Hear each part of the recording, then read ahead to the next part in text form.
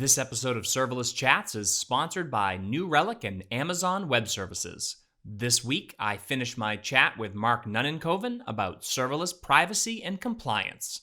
This is Serverless Chats, episode number 72.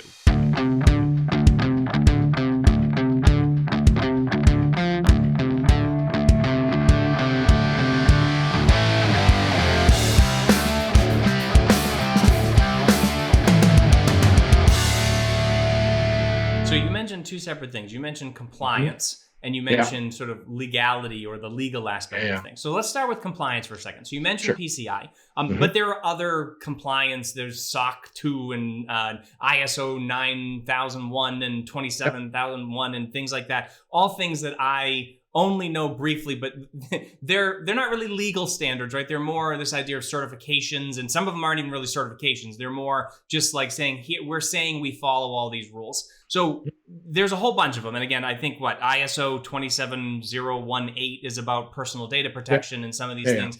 And they're rules that they follow. So I think these are really good standards to have and to be in place. So what do we get? Because you said you have to make sure that your underlying infrastructure, has the compliance that's required. So what types of compliance are we getting with the services from AWS and Google and Azure and that sort of stuff?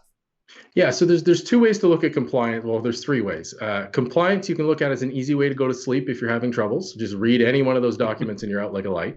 And then the other two ways to look at it are a way of verifying the shared responsibility model, and then a way of doing business in certain areas. So we'll tackle the first one because it's easiest. So us as builders, building on GCP or Azure or AWS or any of the clouds, and they all have in their trust centers or in their shared responsibility page, they will show you in their compliance center all the logos of the compliance frameworks that they adhere to.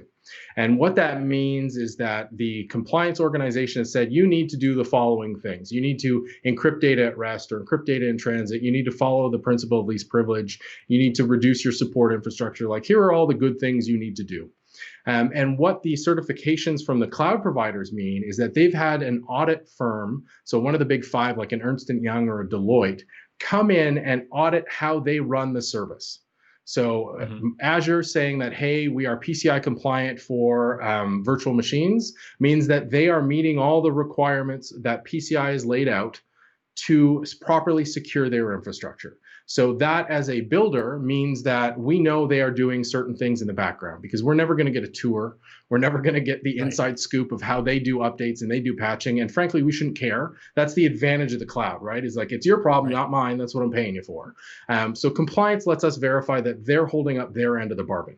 So that's a huge win for everybody building in the cloud, whether or not you understand the mountain of compliance frameworks. The big ones are basically PCI. 27001 from ISO is basically just general IT security, like we don't set our passwords to password, that kind of stuff. It's basic hygiene. And then the SOC stuff is around running efficient data centers, right? So it's like, we don't let Joe wander in from the street and pull plugs. We have a process for that, and that kind of stuff. So great there. The others are if you're in a specific line of business. So if you're in the United States and you're doing business with the government, you need a cloud provider that is FedRAMP certified, right? Because that is, the government has said, if you want to do business with us, here's the standard you need to meet. Therefore, FedRAMP is this thing that vendors and service providers can adhere to, which means they meet the government's requirements to do that. And most of these are set up like that. So even PCI is a combination of the big credit card processors. They have formed this third-party organization that said anybody who wants to do business with us, so anybody who wants to take credit cards, needs to adhere to these rules. If you don't take credit cards, you don't care about the rules. So that's the different way of looking at compliance. So it's very case by case. If we were building a gaming company, if we're taking in-app transactions like Fortnite through the App Store, that's a huge bonus they get, is that Apple covers the PCI side of it. If they were doing it themselves, they would then have to be compliant. So if we're not falling under those anythings, if we're just making a cool little game where you upload a photo and we give you back a funky version of that photo, we don't have to comply to anything, right? As long as it's just a promise to our users. So that's the general gist of compliance. I don't know why I did wavy jazz hands, but there it is. Well, no, I think that makes sense. I mean, and you need to do something to make compliance exciting, because I think for most people, you're right. Yes. It's a document they could read and easily fall asleep. If you have insomnia, then compliance documents are probably the way to go. So the other thing you mentioned, though, is that, again, you are always responsible for your data. And I think up until fairly recently, there were no super strict laws on the book that were about privacy in general. And so obviously we get GDPR, right? The what's it even stand for? The General Data Protection Regulations, right? Did I get that right? Yep, you did. So that is European. It has to do with the European Union, and that came out, and that was really strict. And what they said was essentially, hey, I don't care if you're hosting in the United States, if you're on Amazon or Google or wherever you are, if it is a European user's data that you have, then you are subject to these bylaws. And then very recently, I mean, the same type of law, I don't know if they were modeled together, but the CCPA, the California Consumer Protection Act, that came out for the United States. And again, it was just for California residents, users' data, but also extends and applies all these different places. So these are very strict privacy control rules. I mean, it even gets to the point where you're supposed to have like a privacy control officer and some of these other things, depending on the size of your company. If we go back to this idea of where our data is being stored, so think about this. I am writing an application that uses DynamoDB, and my DynamoDB application has to denormalize data in order to make it faster for it to load some different access pattern. Or I'm using Redis, or I'm using a SQL server that I'm backing up transactions, or I'm running data through Kinesis or through EventBridge. I mean, you've got hundreds of places where this data could go. Maybe it ends up in S3 as part of a backup, so I can run it through Athena and do some of these things.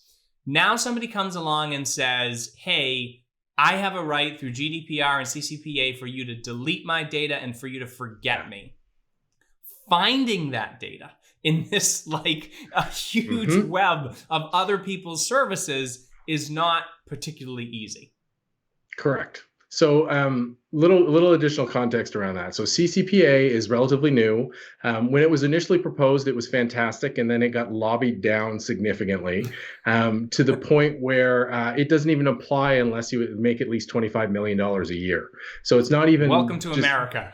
Yeah, exactly. But it is a first test at scale in the United States as to whether or not legislation will work on that. And the reason it's in California is very specific. A lot of the tech is based there. It is a good first step. So let's use GDPR as an example, because it's been out for 2 years now. And there was a preview for 2 years before that. And it was 27 different nations coming together to figure out where they wanted to go. And we've got a lot more examples around it, but the core principle is the same. The United States is moving closer, but it's going to take a long time just because of the cultural differences, the political differences. So GDPR really boils down for the users to something very simple. As a European citizen, I have the right to know what you know about me and what you're doing with that information. And if there's any issues with that, I have the right to ask you to remove it or to change any thing that's incorrect. That's the user side of GDPR. And now there's a whole bunch of stuff behind that. From the business side of GDPR, you already laid out one of the biggest challenges is how the hell do I answer that question, right? Especially if you're not building it fresh, if you have an existing application that was never designed with this in mind. Now, the interesting thing for GDPR is that there are two very big sticks associated with it. Why, as a security and privacy guy, I love it. It's not perfect. But the first stick is that if you do not take reasonable steps to provide security controls within your infrastructure, you can get a fine of up to 4% of your global turnover. So not profit, 4% of your global take.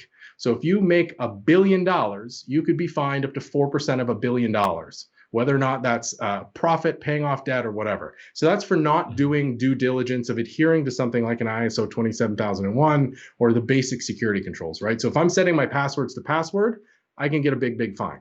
The second big stick of GDPR is if I know there's a breach and fail to tell you about it, I can get hit with another 2% of my overall global take for failing to tell you within an appropriate amount of time, and that appropriate amount of time is 30 days or less.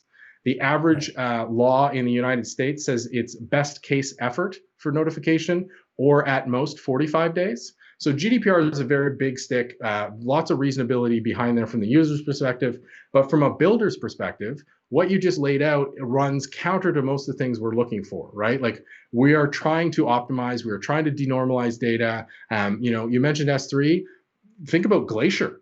Like Glacier, just the costs alone of if I archive your personal data and shove it into Glacier, not only do I have to find it and then I have to pull it out and either remove it or modify it and then put it back. Like that is a huge thing. But again, like we talked about earlier, if you plan for this stuff ahead of time, it's not nearly that bad, because it turns out when you look at this kind of data management through your application, there's actually a lot of benefits just to building your application, to being able to trace a piece of data through your system, to know what I know about you, Jeremy, as a user of my application. There are huge benefits because you lose these sort of legacy bugs where it's like, oh, you opened your account before 2008. Well, you have this check mark instead of this one. That kind of stuff gets solved. So for new businesses, I think if you understand it, it's a minimal cost, just because it's really getting the expertise in to help you do those design work. For existing businesses, though, it is a nightmare. Literally, people spent 2 years getting ready for GDPR, and then the regulator still gave them another year before they hit anybody with any substantial fines because of the massive undertaking it is to actually build that kind of infrastructure. Yeah, no, I mean, and that's the other thing. I guess my advice would be, if you're designing these systems and you're building these systems, I think people hopefully think about tenancy when it has to do with, or multi-tenancy when it has to do with building, sort of bulkheads around different clients. So especially if you're a SaaS company and you have like a big client, you might want to separate out their data from other people's data and have those in separate places.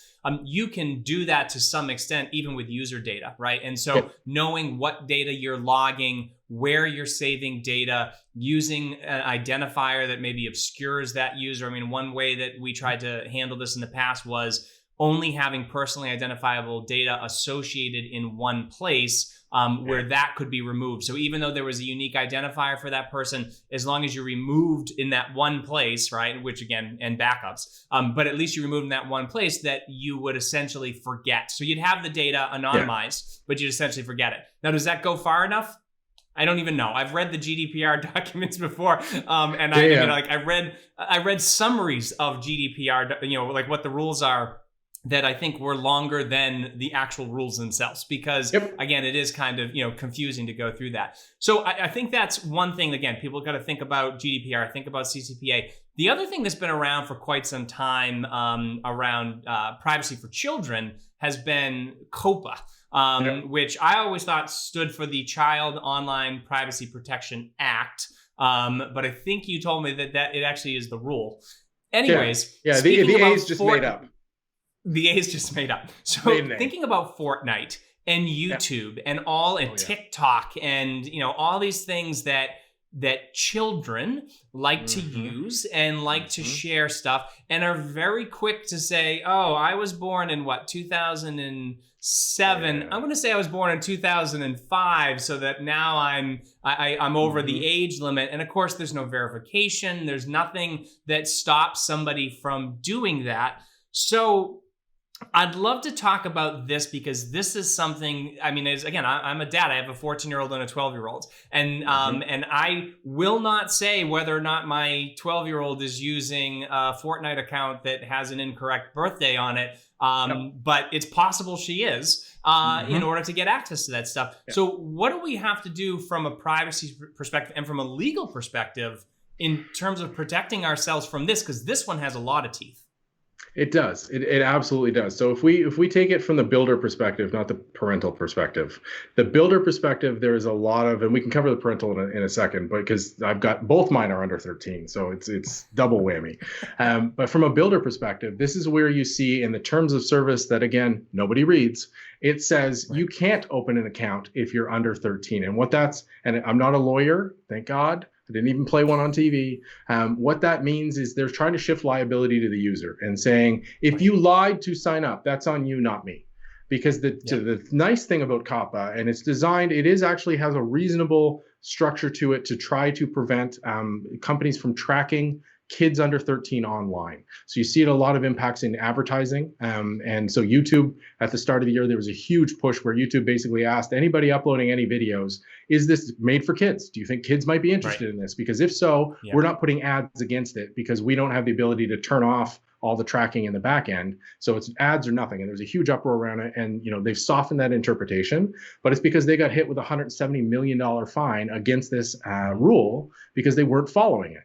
So from a builder perspective, it's being aware that if you're serving to children, like if you have an application that is, so let's back up for 2 seconds. Ignore the case where people are lying to get on, right? You need to put that reasonable and say like, hey, you know, for a Fortnite example saying, hey, we rated it 13 plus. So, you know, it's not marketed towards children. We've said it's 13 plus. For a maturity level, just like, you know, the movies are rated, the games are rated. And we've added in the terms of service that you shouldn't be playing, you shouldn't open an account if you're 13 plus. So we're pushing liability to the user. So in that case, you should probably be covered.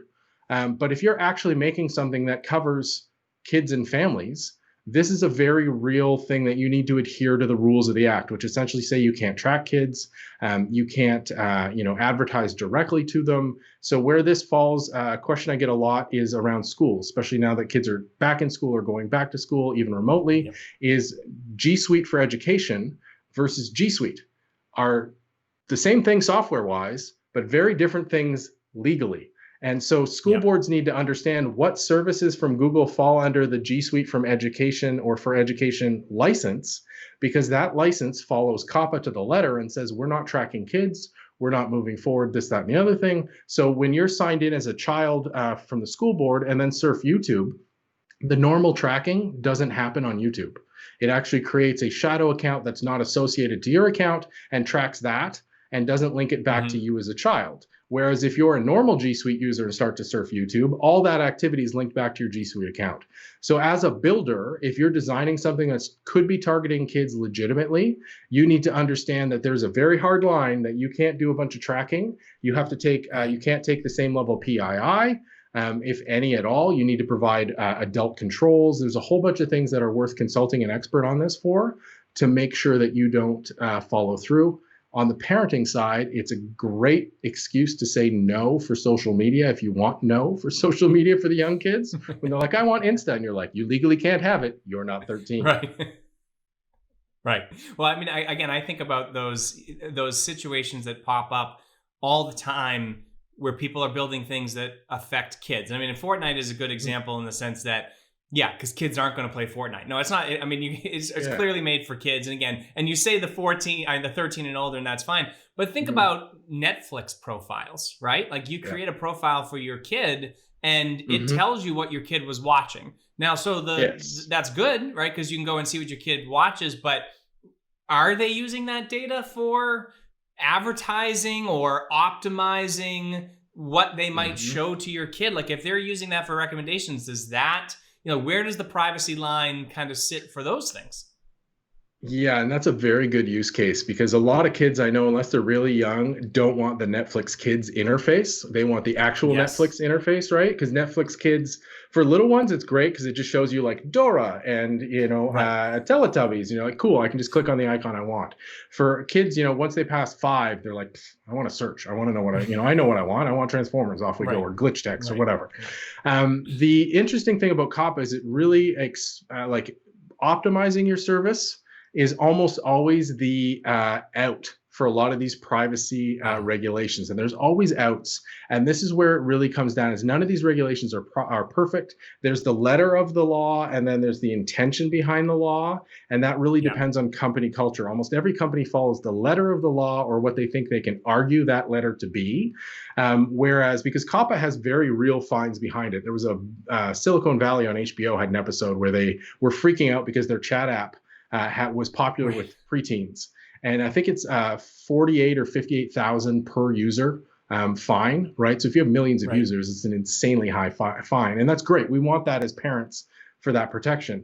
But the line, you know, what your question really hits on is even with GDPR, even with all the CCPA, is what is personal information is really the core question. And there's no clear answer, because what you think of personal information and what the law thinks is very different. Because this is where a pet peeve of mine with Facebook in general is when they're arguing in front of Congress. And Congress, in the first time Zuckerberg testified, they directly asked him and said, do you sell user data? And he honestly, in his data-like face said, no, we don't sell user data. Because they don't sell user data, because their understanding of user data, by their definition, is data that you have uploaded to the service. So your status updates, the photos and movies that you upload is user data. The things you type in are user data. But what Facebook sells is access to your behavioral and demographic profile that they have created from user data. So what Facebook sells is not user data. Facebook sells access to data about users.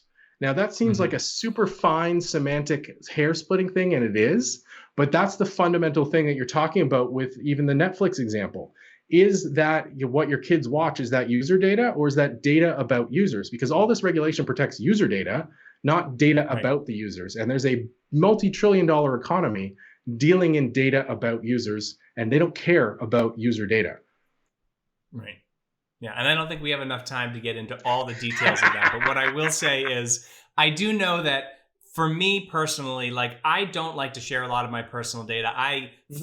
Facebook is just a pet peeve. Never mind pet peeves about it. I mean, the whole thing, I'm not a fan of it, just because I do feel like it's very exploitive, and it's something that, again, once our parents got on it just ruined the whole thing anyways. But I do think that there are valid use cases for taking data about a user, maybe not user data, but for optimizing your application. So I do think that does make a ton of sense. I mean, like, again, what are the most popular products that are being clicked on? Like, if you couldn't record that and then use that to show products, I mean, that would be pretty bad. But knowing your particular preference for certain things and then being able to sell that to an ad company that they can combine with something else that then can serve you up targeted ads, good for the ad companies, maybe good for you if you're getting really relevant ads. But at the same time, it's just that a lot of that feels dirty and creepy to me when you start getting very specific on profiling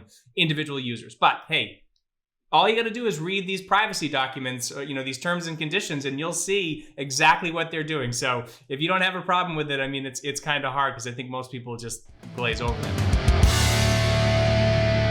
Hi, everyone. I want to take a minute to talk about New Relic. I know, when it comes to things like observability and tracing, you're probably thinking I should talk about Datadog, Prometheus, or even OpenTelemetry. And a few months ago, I would have totally agreed with you. But New Relic did something a little out there. They literally reworked everything. They've actually been listening when people talk about blind spots, being stuck with a dozen different tools, or getting hit with hidden costs. So first, they went open source, making it so that you can actually instrument whatever you need. Then, they made it so you can monitor your whole entire stack in one place, including your serverless workloads. You can use telemetry data from any source for ridiculously cheap, and there's just one UI with all the tools you need. Plus, they've completely changed their pricing to a consumption-based model so that you can easily predict your bill. Now, I love this pricing model because it scales as my cloud applications scale, just like with serverless. And best of all, there's a perpetual free tier with one user and 100 gigabytes per month, totally free. You can try it and make sure it works for you before it costs you anything. So if you want observability made simple, New Relic is definitely worth another look. Check out their platform at newrelic.com. So another one, though, another law that has a ton of teeth, and I think is going to be more important given the fact that we are now living in a COVID-19 world, and more people are building telehealth apps, or they're building other apps that are like even tracking COVID cases and some of these other things. For a very, very long time, there is a law called HIPAA, right? That is to protect medical data and all that kind of stuff. Where does privacy play in with that, especially now with all of this medical data, a lot of it being shared? Yeah, and that's a really interesting example. And I'm glad you brought it up because the privacy. So, we've already talked about if you're building an application to support, because there's lots of opportunity here. And if you're building an Right. application to service the medical community, and that medical community expands far beyond doctors, it's, all the third party connections and things, they all have to follow HIPAA when it comes to health information. So now we're talking about PHI, so personal health information, in addition to personal information, PII, right? So you have both of these in this application.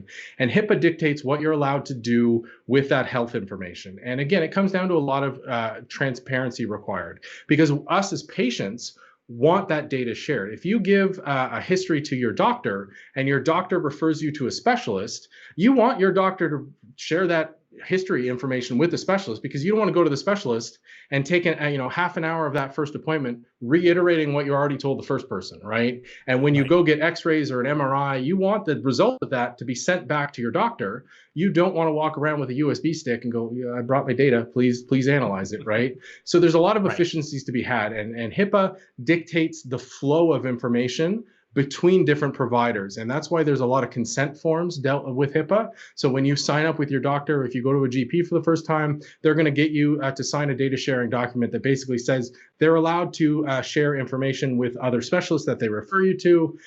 With insurers in the States, again, an outlier given how the rest of the world works with insurance. But the interesting thing, again, is that as a builder, you need to make sure the service you're dealing with is HIPAA compliant. Otherwise, you cannot be HIPAA compliant. But in specific to COVID, HIPAA has an exemption, like most privacy acts, that says if it's in the interests of public health, all of these controls can be foregone and that data can be shared with centralized health authorities. So in the States, that information could be shared with the CDC. So everything you've told your doctor could theoretically be shared with the CDC if it's in interest of going and helping prevent the spread of COVID-19. Now, there are lawyers on every side of it. That is the one advantage of the United States. While you lack the overall frameworks, you have more than enough lawyers to make up for it. So the originator, your doctor's office is going to push that through a lawyer before they release all the information up to the HMO. The HMO is going to go through their legal team before they send it to the CDC and so forth. But it is an interesting exemption saying essentially, I don't necessarily care about your history of, back issues or sports injuries or blah, blah, blah, but I want to know every patient that has tested positive or had any test for COVID-19 because we need those stats up, right? And we need to roll that up at the municipal level, at the state level, and at the federal level because it's in the public interest. And in this case, and it's a common challenge, and it's always all shades of gray, is your personal privacy is not more important than the general health of the community or of the state or the nation in certain cases. And I think a global pandemic provides a lot of argument on that front. But we had a case here in Canada where law enforcement made an argument early in the pandemic that they wanted access to they wanted a central database they could query that would tell them if someone they were dealing with had tested positive for COVID. And that went up to our privacy commissioner, then to our federal privacy commissioner, because their argument, the first response, like the police argument was, we could be potentially exposed and we want to know, right? Which there's validity to that argument. But the flip side was, well, is it enough to breach this person's personal privacy? And the current result, the last time I checked, was no, it wasn't.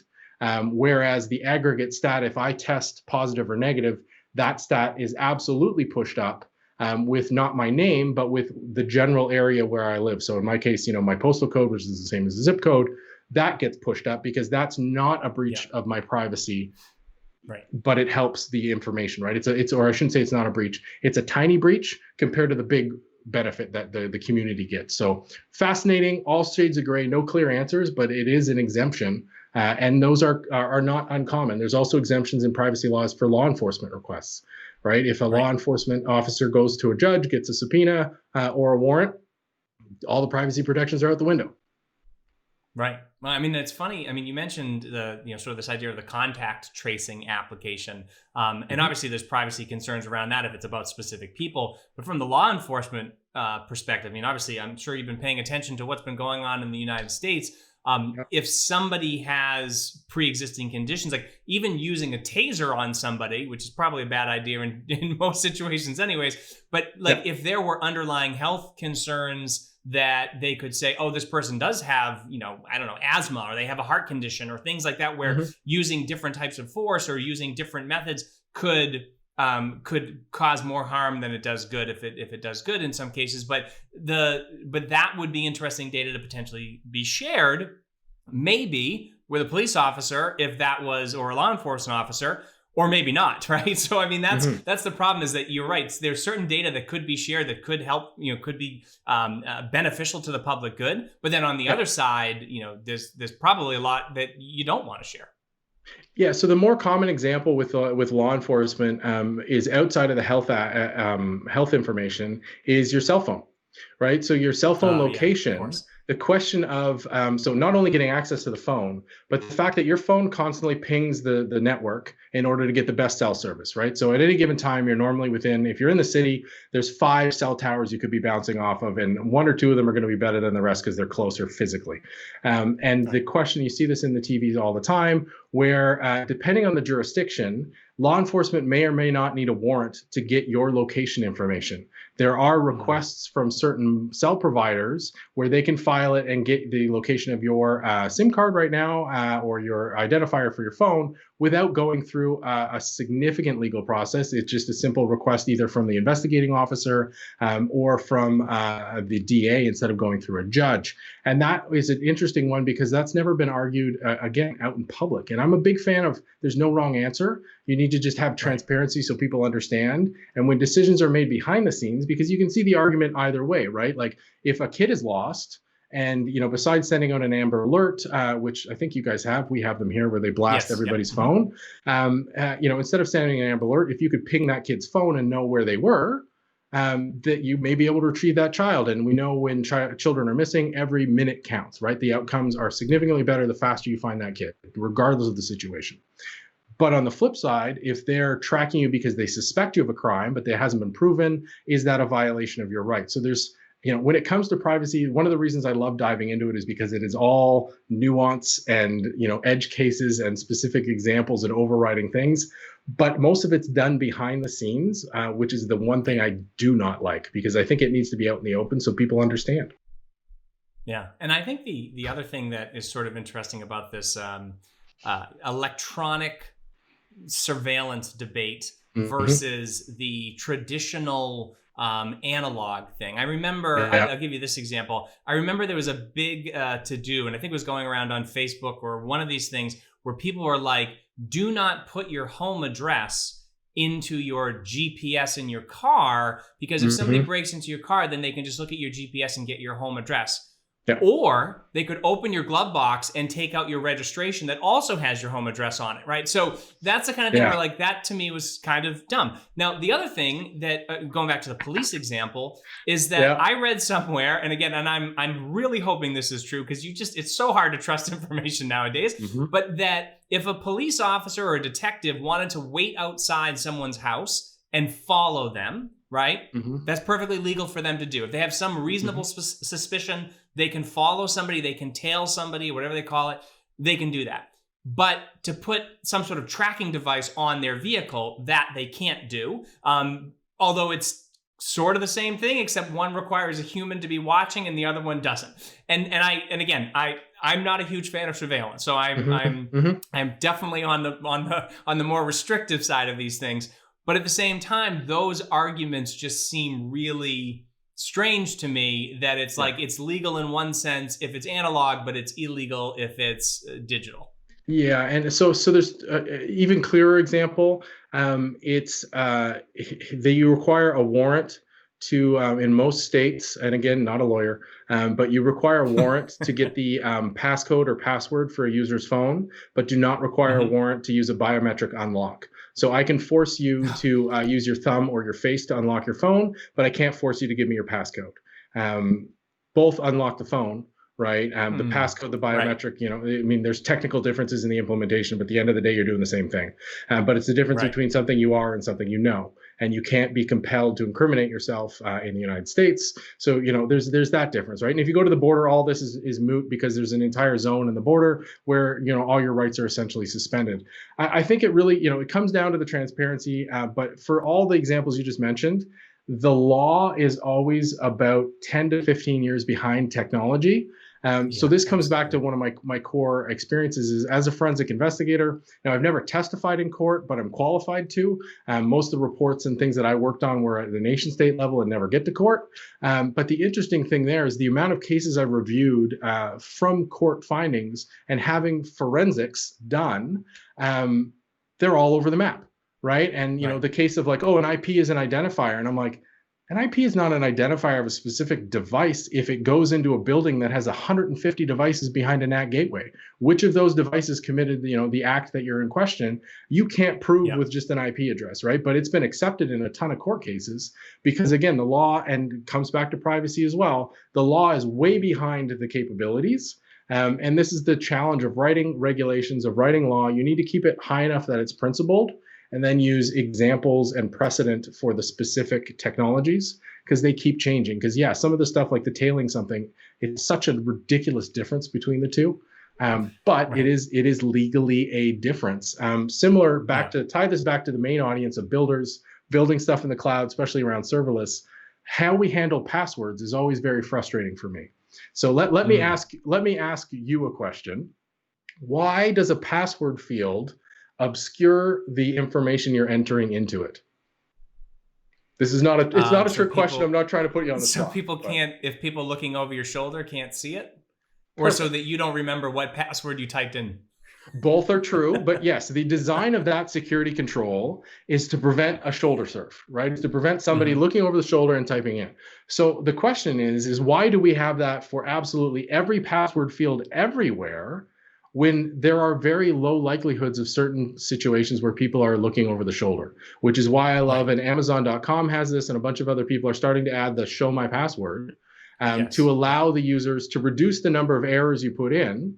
Because if I'm physically alone in my office, right, like this is a real background, nobody is looking over my shoulder and watching my password. So why I can't see what I'm typing, right? Similarly, when people say, you know, I'm going to prevent copy and paste into a password box, absolutely. Prevent copy 100% of the time. But paste is how password managers work. And what's the threat model around pasting into a box, right? So you paste the wrong password, who cares? So it's understanding the control and why you're doing it is really, really critical. Same thing on the passwords, why people freak out when I tell them, well, write it down. Like if you don't have a password manager, write it down on a piece of paper. And they're like, what? Oh my God, why would I do that? Well, yeah, writing it down on a piece of paper and putting it under your keyboard in an office is a dumb idea because that's not your environment. But we're both at home. And if I put my password under my keyboard, it's my kids and my partner that are the threat, potentially someone I invite into my home. But if I've already invited them in my home or it's someone in my family, there's a bunch of other stuff they already know anyway. Like it's not, right? Whereas that will help me having it written down. So it's understanding, again, no bad decisions, understanding the implications of your decisions and making them explicitly covers security, it covers privacy.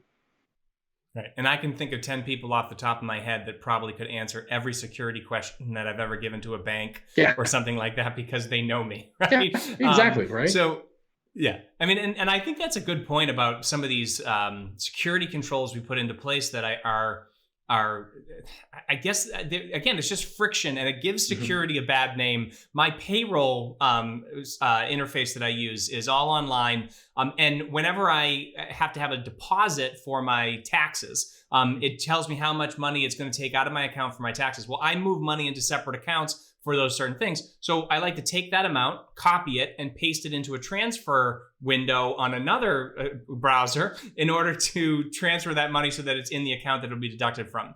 I cannot copy from that site. It won't let me copy information from that site. And I think to myself, I'm like, why? I can print it to a PDF and copy it from the PDF. I can print it, I can do all these things. So why do you add that level of friction that potentially creates mistakes, like you said, which is why that show password thing is so important. So anyways, I want to go back to the HIPAA thing for a second, because this is something where we may have gotten a little off topic. I think it was all a great discussion because I love that. This stuff to me is fascinating. But the point that I wanted to kind of get to with the HIPAA is, if I'm sharing your x-rays, okay, I get it. I got to be HIPAA compliant. But where is the line for these builders that are building these peripheral applications around medical services, medical devices, medical professional hospitals, whatever? Where's the line? Because I think about an application that says, you see this all the time. I just started dealing with, we just got a new dentist. My old dentist retired. He was a completely analog. I don't even think they had an email address, right? Everything was phone calls, printed out. I mean, they were excited when they could print out a little paper card and give it to you with your next appointment on it. Okay. So I moved to a new dentist. This new dentist has 100% online scheduling, right? Great. You pick your hygienist. You can say when you want to set your appointment. And I think about this for doctor offices as well, because I know with my doctor's office, it's through a larger, coalition or whatever it is. Yep. And so they have this health center that you can log into. I don't think you can make appointments, but there's some stuff there. But let's say someone's building a simple application that is just a scheduling app, right? Like maybe you're a little doctor's office or a dentist's office, whatever, and you want this scheduling capability. Yep. So if I go and I allow this scheduling, if I'm booking an appointment for, a general physician or whatever, or a general practitioner, probably not that big of a deal. But what if I'm booking for an oncologist? What if I'm booking for an obstetrician? What if I'm booking for Planned Parenthood or something like that gets into really specific things about, obviously, my health or, my spouse's health, my kid's health, whatever it is. When you start booking into specific types of doctors, even though you're saying, well, we're not sharing any information about your medical, that reveals a lot, right? So when does that get triggered? When does HIPAA get triggered? Yeah, and you'd have to consult a lawyer to get the actual official answer because it's case by case. And I always have to say that most of my conversations start with big disclaimers. The challenge here, so if I take this from a builder perspective, right? So if we're focusing on the audience who's listening, who are watching, they're probably building, applications like this or interacting with them. It is easier to take a more strict approach from the builder side because you're never going to regret having taken more precautions if you do it early, right, so that you're not introducing friction. So treating everything as personal health information or personal identifiable information is going to give you a better outcome, because if you're like, oh, I treated that as health information and it wasn't, the cost is almost minimal to you when you're designing it from day one. Because even, you said, well, the GP is not that big of a deal. Well, not only is the doctor still a big deal because it means something is of concern, even if it's a checkup. But if you have a notes field where you say, like, why are you requesting this appointment? Lord knows what people are going to type in there. Right? Because they're going to assume, like, this is just between me and my doctor. And I'll be like, well, I have a lump on my neck that I want to get checked out. And you're like, oh my God, like that's right there. Diagnosis or symptomatic information is health information, right? Because even if they just said, like, oh, nothing's fine, everything's fine, well, that still can be treated as profile information. Now, the problem is, just like most of the privacy legislations, there's this concept of user data and data about the user. So HIPAA mainly focuses on user data, which is, again, what you're typing in and the specific entry. So the information you just said, the case, now I believe this to be true, but I'll have to double check. The fact that you're seeing a doctor is not necessarily protected under HIPAA. So the fact that you've booked in with the oncologist, right, or the pediatric surgeon or whatever the case may be, is not a specific class of data that needs to be protected. The information you share with them, your diagnostic results, the all your blood work, all that kind of stuff absolutely is. But the fact that you haven't, that you just booked an appointment or you spoke to them on the phone, isn't necessarily protected. I believe it should be, because it is very clear that, I don't care what type of cancer the target has. I just care that they do, because that's something I, as a cyber criminal, can manipulate to get what I want, right? So that's a big problem, is that there's not that line. So similarly, a different example under medical is the genetic testing, right? So 23andMe, Ancestry.com, like, hey, test your genes at home. They all advertise like, hey, we keep your data super secure and we protect your health information and blah, blah, blah. But they aggregate out your genetic code and use that for a whole bunch of stuff in the back end. And they say, well, we don't tie it to you. Well, it's easy enough if somebody gets that piece of information to then tie it to you if they have access to the back end systems anyway. And that's sort of the challenge we deal with all these data, and specifically with healthcare, is it's very rarely one piece of information that is the biggest point of concern. It's the multiple pieces of information that I can put together in an aggregate to get a better picture of what I want to as a malicious actor. So I don't care that you spoke to this doctor, but I do care that you went from no doctor's appointments to like 5 in a month, right? Because now I don't know what's wrong, but I know it's something big, because who sees 5 doctors in a month from, never seeing a doctor in the last year, right? Like something is happening. And so if you look at like, put your bad guy hat on, if I'm trying to break into the government and you work for the government and I realize there's something wrong, there's a good chance that I could make a cash offer that you're looking at a mountain of medical bills, and I could probably compromise that way and say like, hey, here's $1 million, I need your access, and I'm in, even not knowing what was wrong, but just knowing that pattern has changed. So it's, again, a lot of nuance and a lot of challenge, but from a builder perspective, if you treat everything in a health application as PHI, your cost is not going to increase significantly. If you plan early enough, your friction isn't going to increase, but you're definitely going to protect your users to a higher level, which is actually a competitive differentiator as well. Yeah. Well, I think the best advice out of that is seek legal professional legal help always for those sort of things. And that's the thing that just makes me a little bit nervous whenever you're building something new. Like, you might have a great idea, or you're going down a different path, you're pivoting a little bit, that when these things come up, you do need to have legal answers and solid legal advice around these things to protect yourself. Hi everyone, I want to take a moment to thank our sponsor, Amazon Web Services, and tell you about the recently launched AWS Serverless for Startups portal. If you are an aspiring entrepreneur, a technical founder, or anything in between, you have to check out this newly launched Serverless Hub. You can get access to AWS credits, plus a ton of technical resources so that you can build, iterate, and scale your startup idea faster and with less overhead. In my personal opinion, if you're building a startup today and you're not seriously looking at a serverless first architecture, you could be putting yourself at a competitive disadvantage. Learn how to empower your startup with AWS serverless architecture at serverlesschats.com/AWS startups.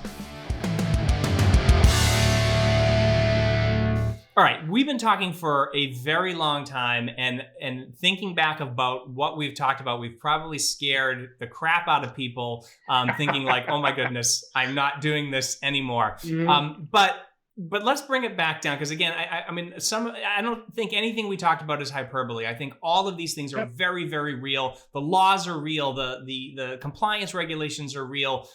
Just this idea of making sure that the data that's being saved is encrypted, and that you put these levels of control into place are there. Those are all very, very real things. Yeah. But you had a talk back last year at Serverless Conf New York. And I thought it was fascinating, because essentially what you said was the sky is not falling, right? Like, we are not now opened up to all these new attack vectors, that yes, there are all these kinds of possibilities. So let's rebuild up everyone's confidence now that we've broken it all down, and let them know that, again, building in the cloud and building in serverless, that yes, you have to follow some security protocols and you have to do the right things, but it's nowhere near the gloom and doom that I think you see a lot of people talking about. Yeah, for sure. And I think that's absolutely critical. If there's a second takeaway besides find legal advice, is stop worrying so much. And I think that's where I have challenges and interesting discussions with my security contemporaries, because when we're talking amongst ourselves, we talk about really obscure hacks, interesting, vulnerability chains, zero-day attacks, criminal scams, all this kind of stuff, because we're a unique set of niche experts talking about our field, right? Whereas when you're talking about general building and trying to solve problems for customers and things like that, you have to look at likelihood, because risk is really two things. It's the impact of an event, like the probable impact of an event, and the probability that that event will occur. So security is very good at talking about, outside of our security communities, about talking about the probable impact of an event. So you say like, oh my God, the sky is falling. Like, if this happens, your entire infrastructure is owned. But what we don't talk about is the likelihood of that happening. Be like, yeah, the chances are 1 in 2 trillion. And you're like, well, I don't care then. Like, it's interesting. Like, nerd me is like, that's interesting, and I like that. But the reality is that, often The simple things that cause, so if you look at the S3 buckets you mentioned in one of the early questions, I followed those breaches very, very closely. If you want to follow at home, Chris Vickery from UpGuard has made his career over the last couple of years has been focused almost exclusively on S3 bucket breaches. Fantastic research from him and his team. In every single case, it has not been a hack that has found the data. It has been simply that it was accidentally exposed. Right. Given the probability, yes, zero-day vulnerabilities are real, cybercrime and attacks are real. You will see them over the course of your career. Your infrastructure will be attacked simply because it's connected to the internet. That's just the reality. You actually don't have to worry about that nearly as much as you think, if at all. What you need to focus on is building good, resilient systems that are stable, that work reliably, and that do only what you want them to do is going to fix 95% of the security issues out there. And then you can worry about the other stuff. So the S3 bucket are just mistakes. They're just misconfigurations. Even Capital One, who unfortunately got hit with a $70 million fine because of it, it was a far more complicated mistake, but it was still a mistake. Basically, they had a WAF that they were custom built on an EC2 instance in front of S3, and that WAF's role had too many permissions. That's it, right? A mistake was made, and it cost them, literally and reputationally. So it's the likelihood of something happening is that you are going to mess up. So putting in tools in place, things like Cloud Custodian, the great open source project, little testing around security configurations, AWS config, using Google Security Operations Center, all these tools that are at your disposal that are free or almost no cost to help prevent making mistakes. The idea to keep in your head as a builder is that you drew it up on PowerPoint, that's great. You drew it on the whiteboard, that's fine. You need something that checks to make sure that production is what you drew. And that's going to cover the vast majority of your security concerns. And if you get that done, then you can worry about the obscure cool stuff. Right. Yeah. And I think you're totally right. I think that if you cover the basis, right, you cover, and again, just like I said, especially with serverless, it almost all comes back to application security. Yep. I did an experiment 2 years ago at this point where I was able to upload a file to S3 and the file name itself was a SQL Server injection attack, right? Like basically, that was the name of it. And so when it tried to load that, the ID or whatever the file name was into a piece of code that again didn't think about SQL injection because maybe it thought the source was trusted or whatever, then there's the problem there. How many people are going to even try that? One, right? That's one thing.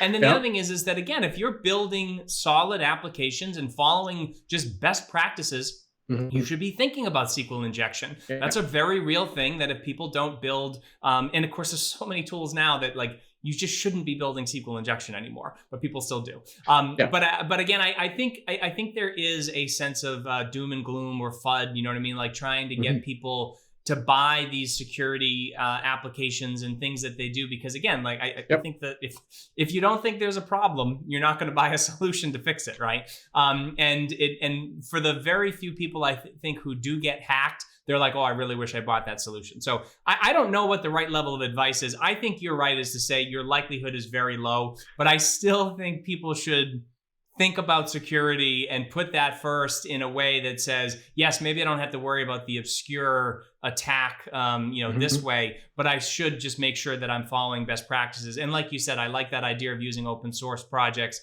to make sure that your infrastructure and your proposed infrastructure and your actual infrastructure do match. Yeah, so let me say this, coming from a vendor. So Trend Micro is obviously a vendor. We're one of the top vendors there. I don't agree with everything we put out from a marketing perspective because sometimes it does skew negative. We try not to, but it still does because like you said, if you don't believe there's an issue, you're not going to buy a product, right? And all the vendors are generally guilty of this. But I think it's a misunderstanding of what security's role is in the build process and in building applications. And I think if you're sitting at home right now, you're listening to this, thank you for sticking along. It's been a long long episode or broken up into a couple. But I think it's all important and it's interesting, but it's not just academic, like you said. There's real issues here. There are real things that are going on. But the best way to look at security controls is actually from a builder's perspective. Is that, you mentioned SQL injection. There is an open source, fully tested, phenomenal input validation library for every programming language out there. There is no reason you should ever write your own. You should just import one of these. There are any sort of different licensing available as well. And so you import that and you get that to check your validation, because I think that is an example of larger security controls. Security controls can help ensure that what you're writing does what it's supposed to, and only that. So input validation is a great example.